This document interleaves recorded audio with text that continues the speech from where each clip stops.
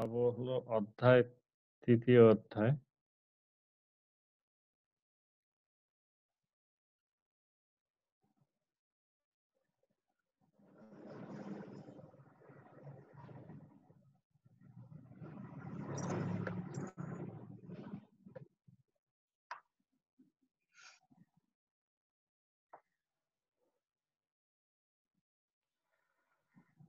সুপ্রিয় শিক্ষার্থীবৃন্দ, আসসালামু আলাইকুম।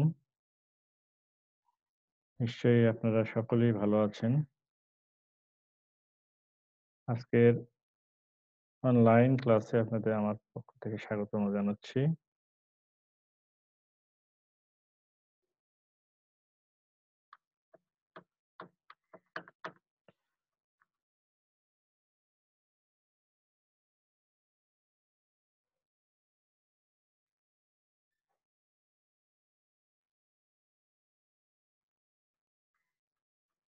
আমার বরাবরের মতোই পরিচিতি এবং ছবি দিয়ে দিয়েছি।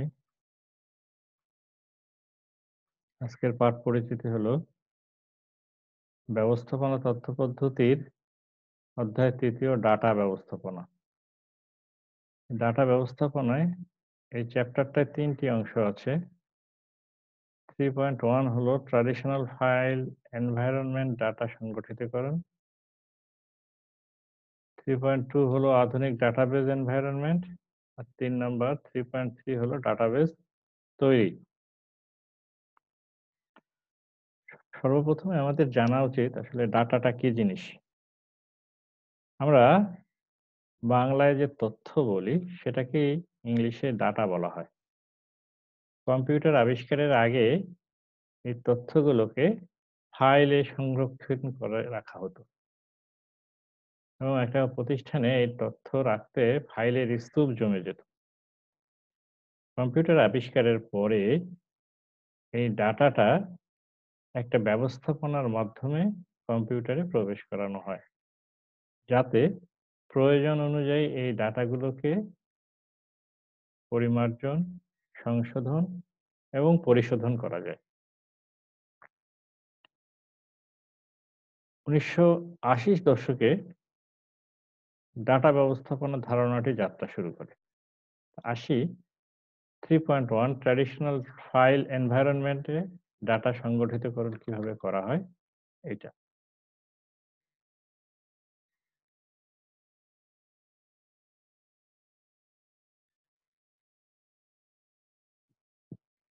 ট্র্যাডিশনাল ফাইল এনভায়রনমেন্ট এ ডাটা সংগঠিতকরণ এই অধ্যায়টা পাঠ শেষে আপনি ট্র্যাডিশনাল ফাইল এনভায়রনমেন্ট এর সমস্যাগুলো লিখতে পারবেন। কম্পিউটার ফাইল থেকে রেকর্ড সংযোজন কিভাবে করতে হয় বলতে পারবেন। ফাইল সংগঠিতকরণের পদবাচ্যসমূহ ও ধারণাগুলো বর্ণনা করতে পারবেন।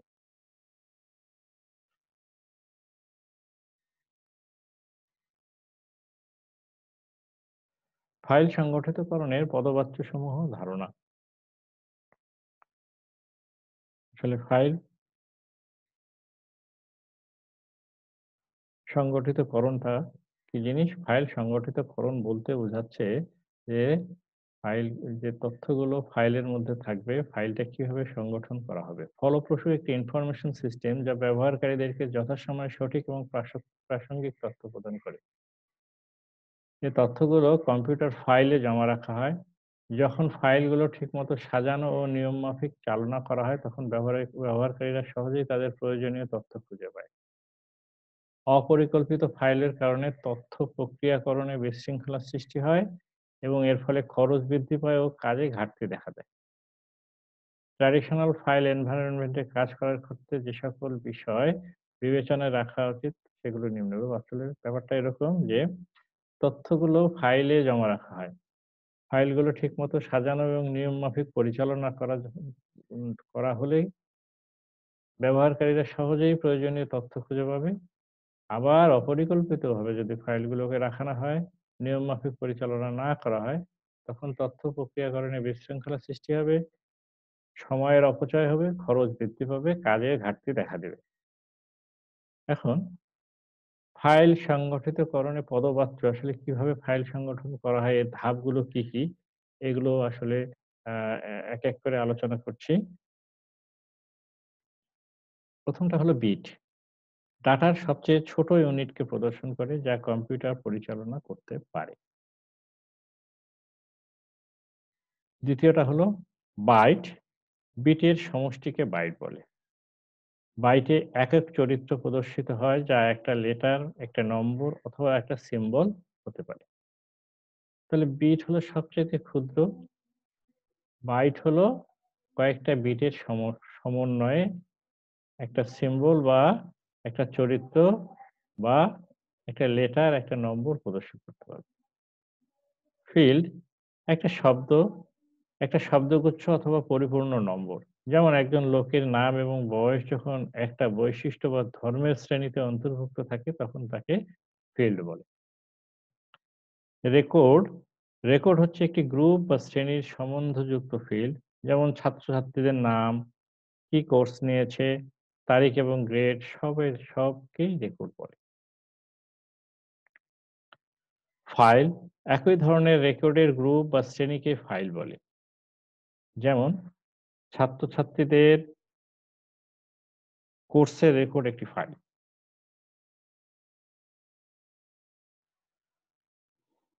এনটিটি মানুষ, জায়গা, জিনিস অথবা সময়ের যেসব তথ্য আমরা মেনে চলি তাকে এনটিটি বলে। উদাহরণ দিয়ে বলা যায়, ব্যক্তিগত ফাইলের অর্ডার, যেখানে প্রতিষ্ঠানের ব্যক্তিগত অর্ডারের সব তথ্য মেনে চলা হয়। অ্যাট্রিবিউট প্রত্যেকটি বৈশিষ্ট্য বা গুণ যখন কোনো এন্টিটিকে বর্ণনা করে তখন তাকে অ্যাট্রিবিউট বলে। যেমন অর্ডার নম্বর, অর্ডার তারিখ, অর্ডারের পরিমাণ, আইটেম নম্বর, আইটেমের পরিমাণ এগুলো হচ্ছে অর্ডারের অ্যাট্রিবিউট।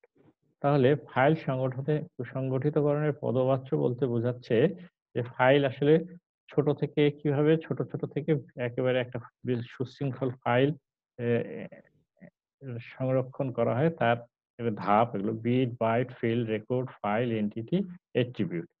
ঠিক আছে?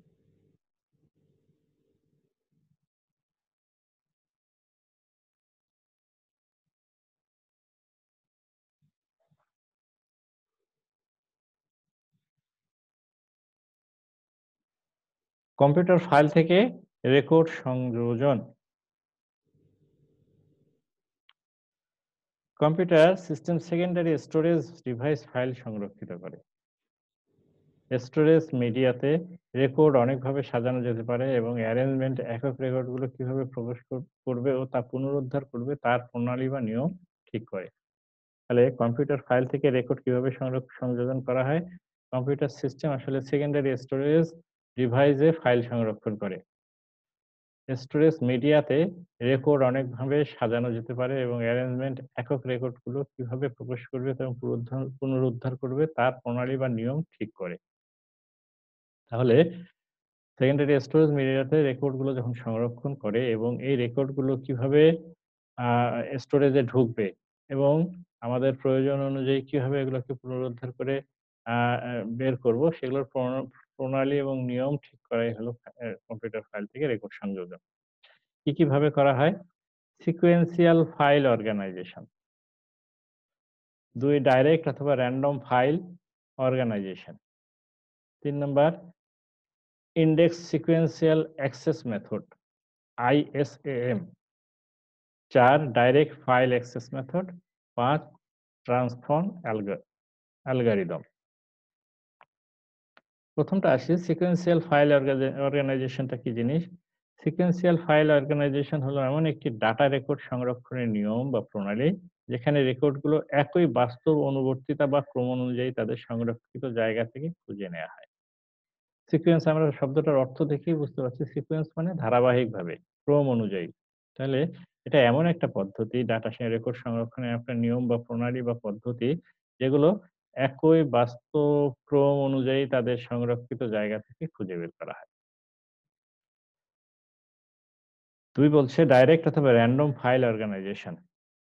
ডাইরেক্ট অথবা র‍্যান্ডম ফাইল অর্গানাইজেশন হলো ফাইলের ডাটা রেকর্ড সংরক্ষণের এমন একটা প্রণালী যাতে স্টোরেজ মিডিয়াতে আসল ফিজিক্যাল অর্ডার ছাড়াই যেকোনো অনুক্রমে প্রবেশ করতে পারে।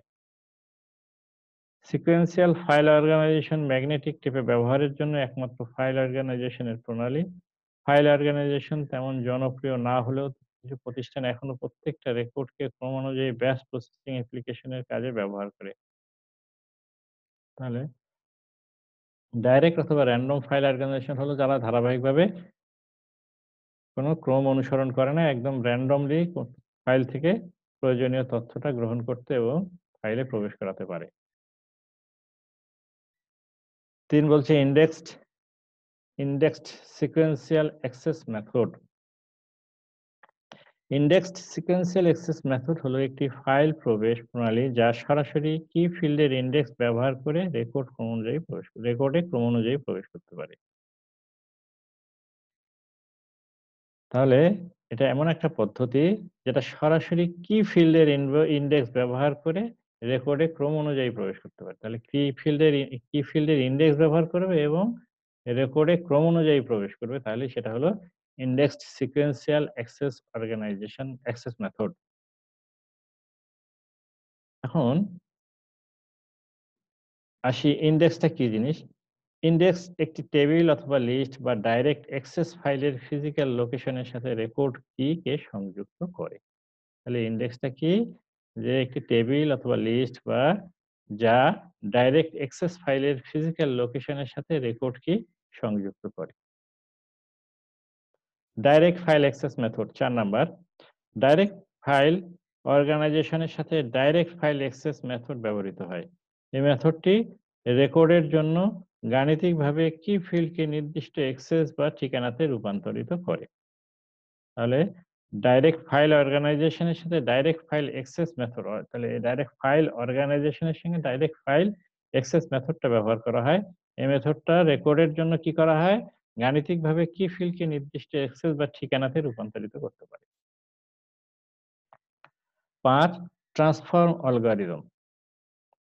এটি গাণিতিক ফর্মুলা রেকর্ড কি ফিল্ডকে সরাসরি রেকর্ড ফিজিক্যাল স্টোরেজ লোকেশনে অনুবাদ করার জন্য যখন ব্যবহৃত হয় তখন তাকে ট্রান্সফর্ম অ্যালগরিদম বলে। তাহলে একটি গাণিতিক ফর্মুলা রেকর্ড কি ফিল্ডকে সরাসরি রেকর্ড ফিজিক্যাল স্টোরেজ লোকেশনে অনুবাদ করার জন্য যখন ব্যবহৃত হয় তখন তাকে ট্রান্সফর্ম অ্যালগরিদম বলে। এই অ্যাক্সেস মেথড বা প্রণালী অ্যাপ্লিকেশনের জন্য যথোপযুক্ত যেখানে একক রেকর্ডগুলো সরাসরি এবং অবিলম্বে প্রয়োগের জন্য ব্যবহৃত হয় সেখানেই এই ট্রান্সফর্ম আ অ্যালগরিদম ব্যবহৃত হয়। তাহলে এটা কি করে? ট্রান্সফর্ম অ্যালগরিদমটা গাণিতিক সূত্র বা ফর্মুলা, হ্যাঁ? রেকর্ড ফিল্ডকে সরাসরি রেকর্ড ফিজিক্যাল স্টোরেজ লোকেশনে অনুবাদ করার জন্য ব্যবহার করা হয়। এটা গেল কম্পিউটার ফাইল থেকে রেকর্ড সংযোজন। ট্র্যাডিশনাল ফাইল এনভায়রনমেন্ট এর সমস্যা।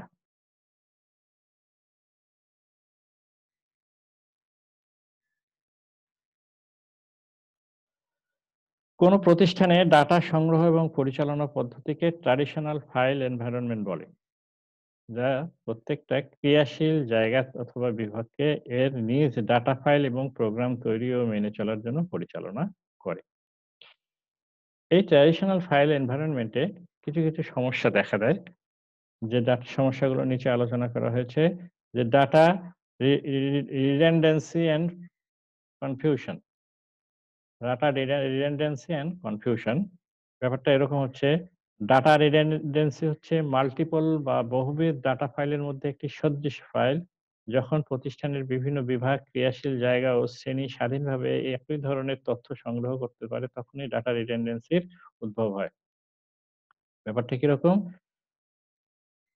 যখন কোনো প্রতিষ্ঠানে ডাটা randomly ইনপুট এবং আউটপুট হয়, সেই সময় কিছু অ ও ডাটা সদৃশ্য ফাইল তৈরি করে ফেলে। কিছু ডাটা সদৃশ্য ফাইল তৈরি করে যেগুলো প্রয়োজন হয় না। পরবর্তীতে ব্যবহারের সময় কি হয়? এই সদৃশ্য ফাইলগুলো কাজের ঝামেলার সৃষ্টি করে। এই কারণে এটাকে বলা হচ্ছে ট্র্যাডিশনাল ফাইল এনভায়রনমেন্ট এর একটা প্রধানতম সমস্যা হলো ডাটা রিডান্ডেন্সি অ্যান্ড কনফিউশন। অর্থাৎ ডাটা ইনপুট আউটপুট করার সময় কম্পিউটার স্বয়ংক্রিয়ভাবে কিছু সদৃশ্য ফাইল কপি করে ফেলে। যে ফাইল যে কপি ফাইলগুলো পরবর্তীতে ডাটা ব্যবহার বা তথ্য প্রক্রিয়াজাতকরণে অনেক সমস্যার সৃষ্টি করে। এটাকে বলা হচ্ছে data redundancy and confusion. Program data dependency. Program data dependency হচ্ছে ফাইল সংরক্ষিত ডাটা এবং সফটওয়্যার প্রোগ্রামের মধ্যে একটি নিবিড় সম্পর্ক তৈরি করে, যা ওই ফাইলগুলোকে আধুনিকতর এবং পরিচালনা করে। ডাটা অর্গানাইজেশনে অথবা ফরম্যাটের যেকোনো পরিবর্তনে সেসব ফাইলগুলোর সাথে সংযুক্ত সব প্রোগ্রামগুলো পরিবর্তনের প্রয়োজন হয়। তাহলে প্রোগ্রাম ডাটা ডিপেন্ডেন্সি হচ্ছে কিছু প্রোগ্রাম আছে যেগুলোর ডাটাগুলো ওই প্রোগ্রামের উপরে নির্ভরশীল। ওই প্রোগ্রামটা যদি পরবর্তীতে পরিবর্তন করা হয়, তাহলে এর সঙ্গে যে সমস্ত ফাইলগুলো আছে এগুলোকে সেইভাবে পরিবর্তন করতে হবে। আমরা জানি যে, যে আ কম্পিউটারে ডাটা এ আ আপনার কম্পিউটারে ওয়ার্ড ফাইল ব্যবহার করার জন্য আমরা মাইক্রোসফট ওয়ার্ড ব্যবহার করে থাকি। এই মাইক্রোসফট ওয়ার্ড এর অনেকগুলো ভার্সন আছে। যেমন অফিস 95, অফিস ২০০৭, অফিস 10। এখন এই অফিস ২০০৭ যে কম্পিউটার আছে সেখানে যদি একটা আ চিঠি ড্রাফট করে ওই চিঠিটাকে অফিস ২০১০ এ নিয়ে যাওয়া হয়, কম্পিউটারে ওপেন করা হয়, তাহলে দেখা যায় যে এটা ভেঙে যাচ্ছে। হুম? এটা পড়া যাচ্ছে না বা এর ফরমেট গুলো চেঞ্জ হয়ে গেছে। তখন কি করতে হয় যে ওই অফিস ২০০৭ এ এই ফাইলটাকে আবার অফিস ২০১০ এর উপযোগী করে তৈরি করতে হয়। অর্থাৎ অফিস ২০০৫ এর যে সমস্ত ৭ এর যে সমস্ত ফাইলগুলো আছে এগুলো কি করে অফিস আ মাইক্রোসফট অফিসের অফিস 95, ধরেন এটার মধ্যে যে সমস্ত ফাইলগুলো আছে যেমন মাইক্রোসফট ওয়ার্ড, তারপরে এক্সেল, এক্সেস, এই ফাইলগুলো কি সম্পূর্ণ 95 এর উপরে ডিপেন্ড। হ্যাঁ? এগুলাকে বলা হচ্ছে প্রোগ্রাম ডাটা ডিপেন্ডেন্সি। ৩ নাম্বার নমনীয়তার অভাব। একটি ট্র্যাডিশনাল ফাইল সিস্টেম প্রোগ্রামিং এ ব্যাপক কঠোর প্রচেষ্টার পর রুটিন তালিকার রিপোর্ট বিলি করতে পারে। কিন্তু এটি কোনো বিশেষ উদ্দেশ্যে রিপোর্ট বিলি করতে পারে না। অথবা যথাকালীন প্রচলনের অপ্রত্যাশিত প্রয়োজনীয় তথ্যের উত্তর দিতে পারে না। কোনো বিশেষ অনুরোধের জন্য চাওয়া তথ্য সিস্টেমের কোথায় থাকে এবং তা পুনরুদ্ধার করা হয় এটা অতি ব্যয়বহুল। তাহলে এটা অনেক সময়, হ্যাঁ, অপ্রত্যাশিত প্রয়োজনীয় তথ্যের উত্তর দিতে পারে না। এটা একটা নমনীয়তার অভাব। দুর্বল নিরাপত্তা, ডাটার স্বল্প নিয়ন্ত্রণ ও ব্যবস্থাপনা, অভিগমন ও তথ্যের প্রচার বাস্তবিক নিয়ন্ত্রণের বাইরে চলে যাওয়ার কারণে এর নিরাপত্তা কম। ৫. ডাটা প্রবেশে নিয়ন্ত্রণের অভাব। ডাটা প্রবেশে নিয়ন্ত্রণের অভাবের কারণে বিভ্রান্তমূলক পরিমণ্ডলে মানুষের জন্য তথ্য সংগ্রহ সহজ নয়। কারণ বিভিন্ন ফাইলে বিভিন্ন ধরনের তথ্য প্রতিষ্ঠানের অংশ একে অন্যের সাথে মিলতে পারে না। তাহলে ট্র্যাডিশনাল ফাইল এনভায়রনমেন্ট এর এই ৫ টি সমস্যা। তাহলে আমাদের আ ৩ অধ্যায়ের ১ম অংশটা শেষ হয়ে গেল। হ্যাঁ? এর পরের অংশে যাই। ৩.2 আধুনিক ডাটাবেজ এনভায়রনমেন্ট।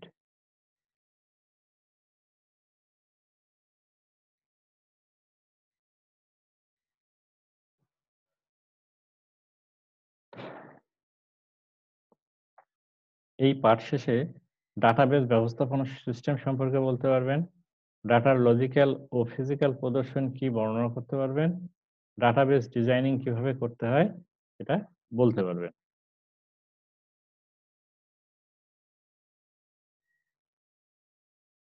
তাহলে আধুনিক ডাটাবেজ এনভায়রনমেন্ট এ ১ম এ আসে ডাটাবেজ কি?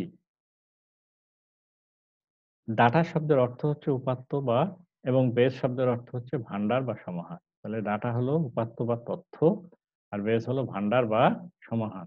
এ দৃষ্টিকোণ থেকে বলা যায় ডাটাবেজ হচ্ছে ডাটা সমৃদ্ধ এক বা একাধিক ফাইলের সমষ্টি। ডাটাবেজ হলো সংগৃহীত ডাটা যা একই সময়ে ডাটা সংরক্ষণ এবং ব্যবস্থাপনার মাধ্যমে অনেক অ্যাপ্লিকেশনের সেবা প্রদানের জন্য সংগঠিত হয়। যাতে ডাটাগুলো একই জায়গায় দৃষ্টিগোচর হয়। এর মাধ্যমে খুব দ্রুত সময়ে ডাটা উপস্থাপন করা যায় প্রয়োজন মতো যেকোনো সময় পরিবর্তন কিংবা পরিমার্জন কিংবা সংযোজন করা যায়। ডাটা নিয়ন্ত্রণ ও পরিচালনায় সময় কম লাগে। খুব সহজেই ডাটাকে বিন্যাস এবং পুনর্বিন্যাস করা যায়। ডাটাবেস ব্যবস্থাপনা সিস্টেম। তাহলে ডাটা কি হচ্ছে? ডাটা হলো উপাত্ত আর বেস হলো ভান্ডার। অর্থাৎ যেখানে তথ্য রাখা হয় সেটাই হলো ডাটাবেস। ডাটাবেস, হ্যাঁ? কি কারণে ডাটা সংগ্রহ রাখা হয়? একই জায়গায় রাখলে সুবিধা কি? এর মাধ্যমে যেমন উম দ্রুত সময়ে ডাটা উপস্থাপন করা যায়। প্রয়োজন অনুযায়ী এখান থেকে নেয়া যায়। প্রয়োজন মতো যেকোনো সময় পরিবর্তন, আপগ্রেড করা যায়, পরিমার্জন, সংযোজন, বিয়োজন, সংশোধন করা যায়, হ্যাঁ? নিয়ন্ত্রণ ও পরিচালনায় সময় খুব কম লাগে। ঠিক আছে? এই কারণেই ডাটা বেস তৈরি করা হয়। ডাটাবেস ব্যবস্থাপনা সিস্টেম। তাহলে ডাটাবেস ব্যবস্থাপনা সিস্টেম বা ডাটাবেস ম্যানেজমেন্ট সিস্টেম ডিবিএমএস।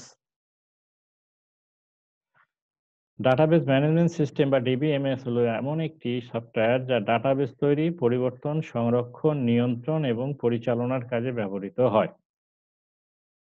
অর্থাৎ যে সফটওয়্যার ডাটাবেস তৈরি করতে, ডাটাবেজের পরিবর্তন করতে, ডাটাবেস সংরক্ষণ ও পরিচালনার কাজে সবসময় ব্যবহৃত হয় তাকে ডাটাবেস ম্যানেজমেন্ট সিস্টেম বলে। তাহলে ডাটাবেস ম্যানেজমেন্ট সিস্টেম হলো একটা সফটওয়্যার যেটা ডাটাবেস তৈরি করতে, সংরক্ষণ করতে, পরিমার্জন, সংযোজন, হ্যাঁ? সব করতে ব্যবহৃত হয় যে সফটওয়্যার সেটাই হলো database management system. Database management সিস্টেমের ৩ টি উপাদান বা অংশ রয়েছে। এক হলো data definition language. Data definition language হলো ডাটাবেস ম্যানেজমেন্ট সিস্টেমের একটি উপাদান যা প্রত্যেকটি ডাটা বা উপাদানকে এমনভাবে বর্ণনা করে যেন এটা ডাটাবেজের দৃষ্টিগোচর হয়। তাহলে ডাটা ডেফিনিশন ল্যাঙ্গুয়েজটা এমন একটা ডাটাবেস ম্যানেজমেন্টের এমন একটা সিস্টেম বা একটা উপাদান যা প্রত্যেকটি ডাটা উপাদানকে এমনভাবে বর্ণনা করে যেন এটা ডাটাবেজের দৃষ্টিগোচর হয়। Data manipulation language. Data manipulation সিস্টেমের একটি বিশেষ ল্যাঙ্গুয়েজ ডাটা ম্যানিপুলেশন ল্যাঙ্গুয়েজ। এটি ডাটাবেস ম্যানেজমেন্ট সিস্টেমের সাথে সংযুক্ত একটি ল্যাঙ্গুয়েজ যা প্রান্তিক ব্যবহারকারীর দ্বারা কার্যকর হয় এবং প্রোগ্রামারদের দ্বারা ডাটাবেজের ডাটা পরিচালিত হয়। তাহলে ডাটা ম্যানিপুলেশন ল্যাঙ্গুয়েজটা হলো কি? যে ব্যবহারকারীর দ্বারা ব্যবহৃত হয় এবং প্রোগ্রামাররা যায় এই ল্যাঙ্গুয়েজটা ব্যবহার করে ডাটা ম্যানিপুলেট করে বা ডাটা ইনপুট করে বা ডাটা তৈরি করে। সফটওয়্যার তৈরি করে সেটা হলো data manipulation language.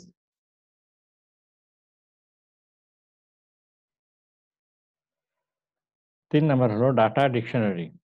Data dictionary ডাটাবেসে রক্ষিত ডাটা সম্বন্ধে তথ্য সঞ্চয় এবং সংগঠনের একটি অটোমেটেড অথবা ম্যানুয়াল টুলস। অনেক ডাটা ডিকশনারি ডাটা ব্যবহার, শ্রেণীবিন্যাস, প্রোগ্রামের স্থানগুলোর সব লিস্ট অথবা রিপোর্ট তৈরি করতে পারে। তাহলে ডাটা ডিকশনারিটা কি হলো? ডাটাবেজে রক্ষিত ডাটা সম্বন্ধে তথ্য সঞ্চয় এবং সংগঠনের একটি অটোমেটেড অথবা ম্যানুয়াল টুলস। সেটাই হলো ডাটা ডিকশনারি।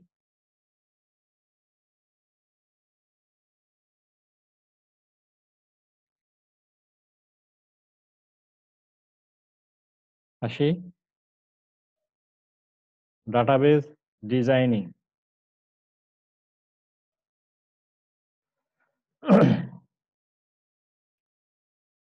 রীতিগত বিডিএমএস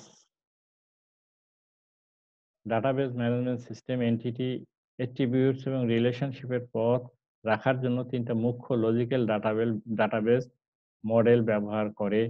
মডেলগুলো হচ্ছে তাহলে রীতিগত বিডিএমএস একটি এনটি বিডিএমএস মানে ডাটাবেজ ম্যানেজমেন্ট রীতিগত database management system entity, attributes এবং রিলেশনশিপের পথ রাখার জন্য ৩ টা মুখ্য লজিক্যাল ডাটাবেজ মডেল ব্যবহার করে। মডেলগুলো হলো হাইবারকি hierarchical data model, network data model, relational data model. তাহলে ডাটাবেস ডিজাইনিং করতে হলে ৩ টি মডেলের মাধ্যমে এই ডিজাইনিংটা করা হয়। মডেলগুলো হচ্ছে hierarchical data model, network data model এবং রিলেশনাল ডাটা মডেল। আসি এখন ১ম টা হাইরার্কিক্যাল ডাটা মডেলটা কি জিনিস? হাইরার্কিক্যাল ডাটা মডেল হচ্ছে এক ধরনের লজিক্যাল ডাটাবেস মডেল যা ডাটাকে একটি গাছের আকৃতির ন্যায় সংগঠিত করে। একটি রেকর্ড বিভিন্ন অংশে বিভক্ত হয় যা একের অধিক প্যারেন্ট চাইল্ড সম্পর্কের সাথে যুক্ত থাকে।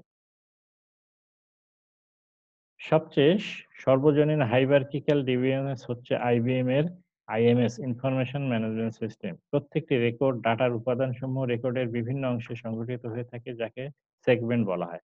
ব্যবহারকারীদের কাছে প্রত্যেকটি রেকর্ড সংগঠনের চার্টের মতো দেখায় এবং উপরের অংশকে রুট বলে। প্যারেন্ট চাইল্ড সম্পর্ক যুক্তিগতভাবে উচ্চ অংশ নিম্নতর অংশের সাথে সংযুক্ত। প্যারেন্ট অংশ একের অধিক চাইল্ড থাকতে পারে কিন্তু চাইল্ডের একটা মাত্র প্যারেন্ট থাকবে। তাহলে হাইরার্কিক্যাল ডাটা মডেলটা হলো এমন একটা লজিক্যাল ডাটাবেস মডেল যা ডাটাকে একটা গাছের সঙ্গে গাছের আকৃতি নিয়ে সংগঠিত করে। এবং এটা বিভিন্ন অংশে ভাগ করা হয়। প্যারেন্ট এবং চাইল্ড। একটা চাইল্ডের একটা প্যারেন্টের অনেকগুলো চাইল্ড থাকতে পারে কিন্তু প্যারেন্টের অংশ একের অধিক কিন্তু চাইল্ডের একটি মাত্র প্যারেন্ট থাকবেই। ঠিক আছে? সেটাকে হলো হচ্ছে hierarchical data model. ২ number network data model. Network data model হলো একটি লজিক্যাল ডাটাবেস মডেল যা অনেক সম্পর্ককে পুঙ্খানুপুঙ্খভাবে বর্ণনা করার জন্য দরকারি। নেটওয়ার্ক ডাটা মডেলটা হলো অনেক সম্পর্ককে এমন একটা লজিক্যাল ডাটা মডেল যেটা অনেক সম্পর্ককে পুঙ্খানুপুঙ্খভাবে বর্ণনা করার জন্য প্রয়োজন। ৩ নাম্বার হলো relational data model. Relational data model এক ধরনের লজিক্যাল ডাটাবেস যা ডাটাকে এমনভাবে পরিচালনা করে যে তারা ২ মাত্রার টেবিলে সংরক্ষিত হয়ে থাকে। এটি এক টেবিলের সাথে অন্য টেবিলের সংরক্ষিত ডাটাকে সংযুক্ত করে যতক্ষণ পর্যন্ত টেবিল ২ টি একটি সার্বজনীন ডাটা এলিমেন্ট বন্টন করে। তাহলে অনেকগুলো আ আ রিলে এন এন রিলেশনাল ডাটা মডেলটা হলো অনেকগুলো তথ্যকে এটা ২ টা এক বা একাধিক টেবিলে সংরক্ষণ করা হয় যে ডাটাগুলোকে এবং এটা কি করা হয়? একটি টেবিলের সাথে অন্য একটি টেবিলের সংরক্ষিত ডাটাকে সংযুক্ত করে প্রয়োজনীয় তথ্য-উপাত্ত আ সাপ্লাই দেয় আরকি। হ্যাঁ? এটাকে অ্যা সার্বজনীন ডাটা এলিমেন্ট বন্টন করে সবসময়। এই ৩ ভাবে ডাটাবেস ডিজাইনিং করা হয়। আসি এর পরের চ্যাপ্টার ডাটাবেস তৈরি। এই অধ্যায় পাঠ শেষে আপনি বিভিন্ন ধরনের তথ্য সম্পর্কে বলতে পারবেন।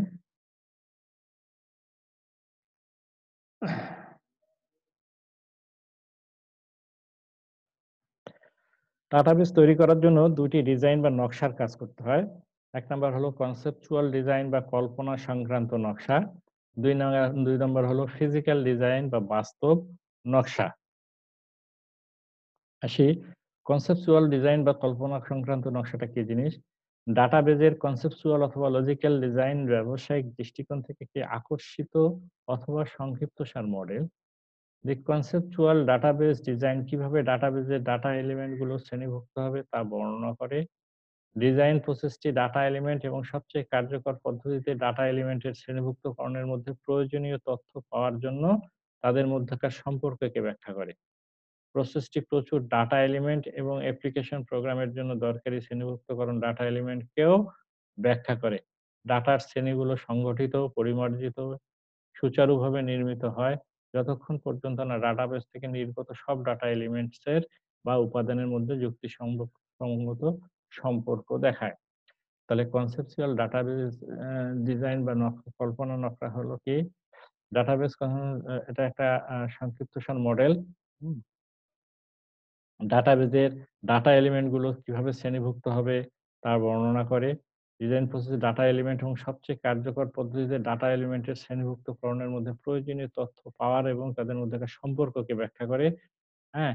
এটি প্রচুর ডাটা এলিমেন্ট এবং অ্যাপ্লিকেশন প্রোগ্রামের জন্য দরকারি শ্রেণীভুক্তকরণ ডাটা এলিমেন্টকেও হ্যাঁ? ব্যাখ্যা করে। অর্থাৎ এই প্রসেসটি ডাটা এলিমেন্ট এবং তাদের প্রোগ্রামের জন্য যে দরকারি শ্রেণীভুক্তকরণ ডাটা এলিমেন্ট আছে, অর্থাৎ তাদের সাব ডাটা গুলো আছে এগুলোকে তারা ব্যাখ্যা করতে পারে। হ্যাঁ? ডাটার শ্রেণীগুলোকে সংগঠিতকরণ, পরিমার্জিতকরণ, সুচারুভাবে নির্মিত করা হয় যতক্ষণ পর্যন্ত না ডাটাবেস থেকে নির্গত সব ডাটা এলিমেন্টস এর বা উপাদানের মধ্যে যুক্তিসঙ্গত সম্পর্ক দেখায়। তাহলে এটাকে বলা হচ্ছে কনসেপচুয়াল ডিজাইন বা কল্পনা সংক্রান্ত নকশা। ২ নম্বর ফিজিক্যাল ডিজাইন বা বাস্তব নকশা।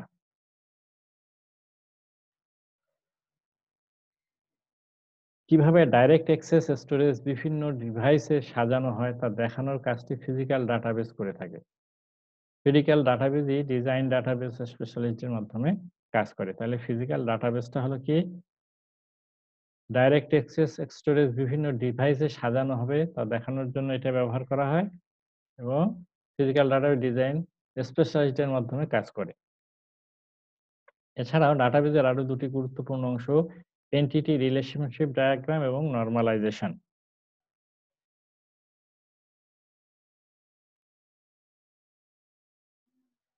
এন্টিটি এন্টিটি রিলেশনশিপ ডায়াগ্রাম হলো ডাটাবেজের বিভিন্ন এন্টিটির মধ্যে সম্পর্ককে ব্যাখ্যা করার একটি প্রণালী। হ্যাঁ? রিলেশনাল ডাটাবেজ মডেলকে কার্যোপযোগী করে ব্যবহার করার জন্য ডাটার জটিল শ্রেণীগুলোকে অবশ্যই ডাটা এলিমেন্টগুলোকে পরিহার করার জন্য এবং অধিক থেকে অধিকতর সম্পর্ককে বিশৃঙ্খল করার জন্য সুচারুভাবে নির্মিত হয়। তাহলে এন্টিটি রিলেশনশিপ ডায়াগ্রাম হলো কি? যে এমন একটি যা ডাটাবেজের বিভিন্ন এন্টিটির মধ্যে সম্পর্ককে ব্যাখ্যা করার একটি প্রণালী। নরমালাইজেশন রিলেশনাল ডাটাবেস সাজানোর সময় ডাটার জটিল শ্রেণীগুলো থেকে ছোট বা ক্ষুদ্র সুপ্রতিষ্ঠিত ডাটার গঠন প্রণালী তৈরি করার পদ্ধতিকে নরমালাইজেশন বলে। তাহলে নরমালাইজেশন কি? রিলেশনাল ডাটাবেস সাজানোর সময় ডাটার জটিল শ্রেণীগুলো থেকে ছোট বা ক্ষুদ্র সুপ্রতিষ্ঠিত ডাটার গঠন প্রণালী তৈরি করার পদ্ধতিকে নরমালাইজেশন বলে। সাধারণীকরণ। আজকে এই পর্যন্তই। হ্যাঁ? 3 চ্যাপ্টার 3 আমাদের শেষ হয়ে গেল। সবাইকে ধন্যবাদ জানিয়ে আজকের ক্লাস শেষ করছি। ধন্যবাদ সবাইকে। আসসালামু আলাইকুম স্যার। আসসালামু আলাইকুম স্যার। ওয়ালাইকুম আসসালাম।